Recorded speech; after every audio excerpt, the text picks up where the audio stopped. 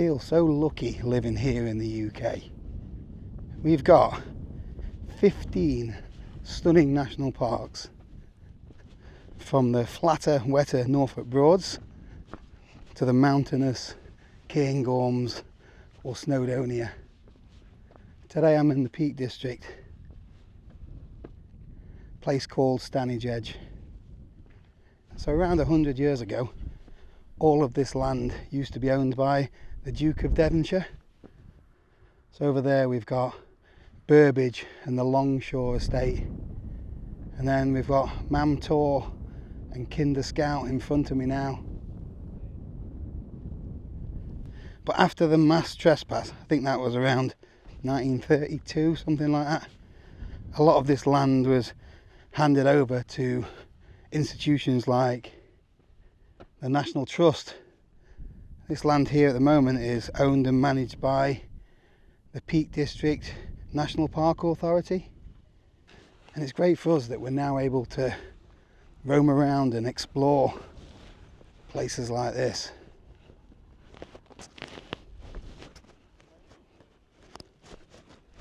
And soak up these views.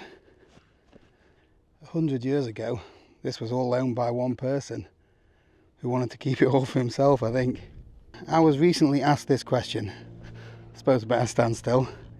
Do you think that landowners such as the National Trust and the Forestry Commission should adopt a similar practice to those around Loch Lomond and enable people to wild camp legally through permits that limit the amount of people in one area and generate a small amount of revenue from low permit fees, which may be used to maintain footpaths and keep gates in good order?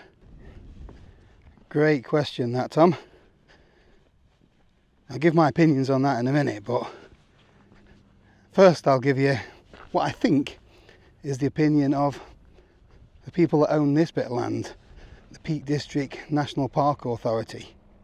On the Peak District website, they clearly state that they do not permit wild camping on any of the land that they own, and that if you wish to wild camp anywhere else in the Peak District, you must first obtain permission or you'll be committing a trespass. And I can back this up a little bit further.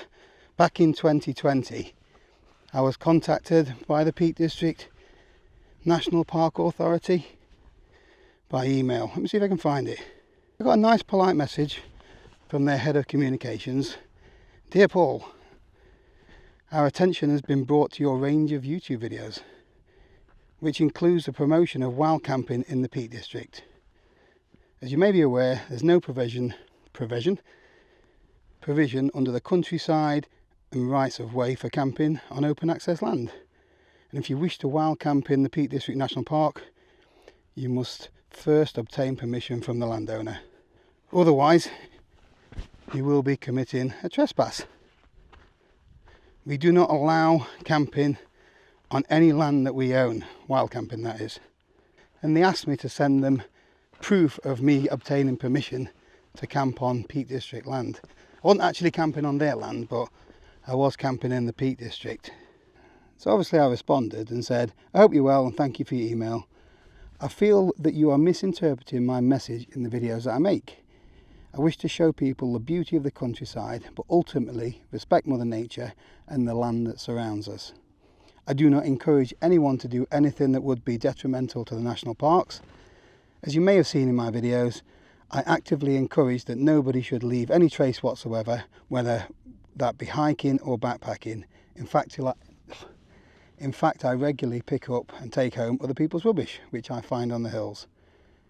I've made a specific video explaining the regulations around camping. Although I can't detail every bylaw, I do clearly state that you should obtain permission from the landowner. My videos are watched by people from all over the world. If you take the time to read the comments, they inspire people that are no longer physically able to hike, people that now live overseas and want to see our beautiful countryside. And then I say, I understand that there's been some bad publicity recently regarding thugs and louts that have trashed some of the beauty spots in the UK. I do not associate with these people in any way. These are not my audience. These aren't the kind of people that are up at 4 AM to photograph a sunrise, They're not admiring the view in all sorts of weather conditions. They are not lovers of the outdoors. They are not my audience. As a gesture of my goodwill, I will no longer make any reference to any of the Peak District locations that feature in my backpacking trip. Of which I got another response, which basically says they appreciate that I'm one of the good guys, and their challenge is to educate the less well-informed. And then there was another 1 or 2 emails basically saying that if I was asked to move on, I would have gladly done so. I don't wish to cause any offence or harm. And we parted company as friends, shall we say. But it is quite clear that they don't want people wild camping here in the Peak District anyway. So in response to Tom's question, do I think that the national park should have areas with permitted camping spots? Yes, I do. So at the moment, there's only Loch Lomond, which is one of our national parks, that has got a permitted area. Scotland have got slightly different rules to us, but around the Loch Lomond area, because that was getting trashed a little bit, they set up a permit scheme which was I think it's £4.20 to wild camp at the side of Loch Lomond, so it's virtually nothing, and it avoids some of the issues when it comes to trashing the place. Although when we did the West Highland Way, there's still plenty of rubbish and fire scars and things like that, the sort of things that we see in other national parks as well, really. I do think that it is everybody's right to enjoy the outdoors, to be able to come to places like this free of charge, to be able to soak in these views. The earth is everybody's, but on the flip side of the coin, not all land is free land, and I get that too, because we all want a home that we own, or that we somewhere where we can make our bed, live our lives. If every land was free land, somebody would be kicking us out of our house every 5 minutes, wouldn't they? So you've got to have some sort of regulation. And I also think that no matter whether you've got permits in place or not, there's still going to be people that leave disposable barbecues, beer cans, things like that, who do not follow the rules. If it's people that have paid their money and their name is on the campsite pitch, then obviously they can be traced and maybe prosecuted, whatever it is. But I don't know what the answer is. Maybe it's something like the fishing license, for example. So that is, I think it's £35 a year, which allows you to fish on coarse fish on the rivers and canals here in the UK. And if you get caught without a fishing license, I think it's a £2,500 fine. But if you had to take a little course, whether you want to fly a drone or drive your car, you've got to do a little test or a license. Why not have that for wild camping? Just to show that you are going to be responsible, that you know that you need to take your rubbish home with you, that you know that you're not to have fires in certain areas. If they had specific sites that were managed and patrolled, the fees from these licenses could easily pay for somebody to patrol the popular areas, or the areas that they want to have permitted. So take the Wild Camping UK website, for example. That has got 100,000 people in it. That's on Facebook. And then there's lots of other groups as well. And so there is literally hundreds of thousands of people here in the UK that are interested in the subject, or interested in having a go at wild camping. If they all paid a licence fee, I'm not saying that that is the answer, and I'm not saying that we should do that, because I know that some people would be annoyed by that. But it would arguably give a little bit more control. There is another bit of a movement forming though when it comes to this kind of thing.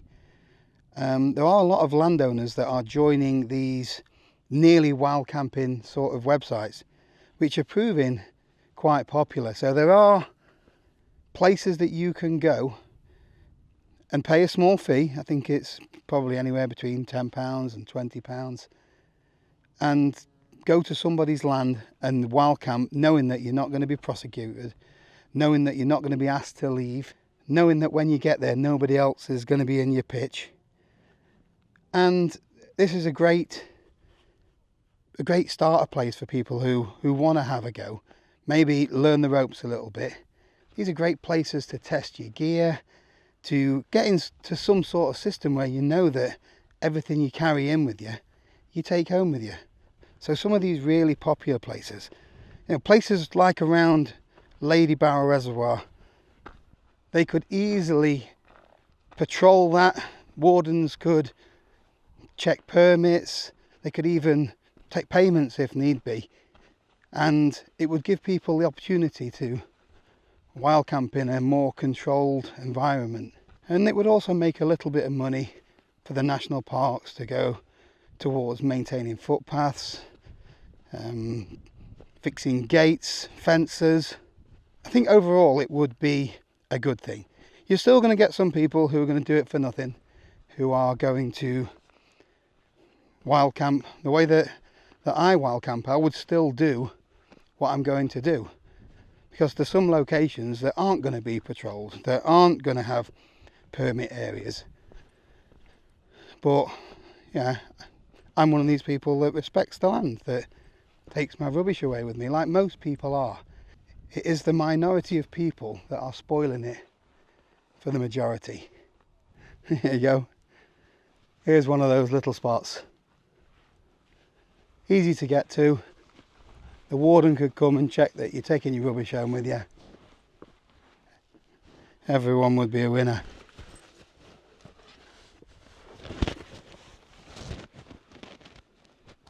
I'd really love to know what your opinions are on this. And if anyone lives around the Loch Lomond area, how does it work? Is it a success? Is it something that could be adopted in other national parks here in the UK? The Land Reform Act and wild camping situation in general is far better in Scotland than it is in the rest of the UK. I would like to see similar laws applied for all of us, really. Let's continue this discussion in the comments. Thanks for watching, and I'll see you tomorrow.